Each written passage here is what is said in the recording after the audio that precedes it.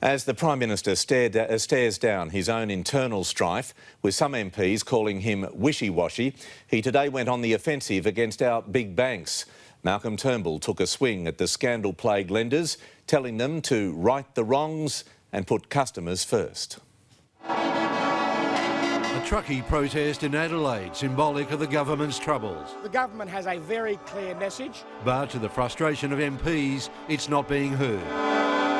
Lost, one says, in wishy-washy language. Our important messages just aren't getting out there to the mums and dads. I just want the government to, get on with things. She's entitled to a view. I would encourage her to be more upbeat. Is the coalition happy with Mr Turnbull's leadership?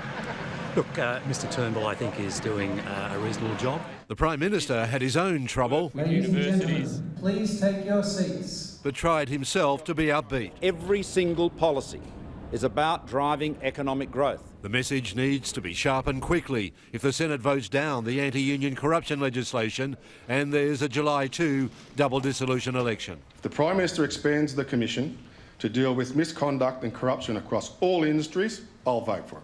That means a federal watchdog to police the corporate world. And while the Prime Minister won't agree, he put the banks on notice at a Westpac birthday celebration. There have been too many troubling incidents. Saying they need to repay customers' trust and government support during the financial crisis. Bankers have not always treated their customers as they should.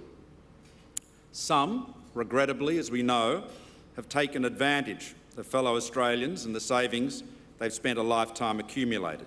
Whenever the election is, education and how it'll be funded is fast becoming a key issue. The big difference between Mr Turnbull and me is I support funding government schools from the Commonwealth. Mr Turnbull doesn't. How are you going to pay for the $51 billion of unfunded promises? Is it higher taxes or more debt? Or perhaps both? Lane Calcart, 9 News.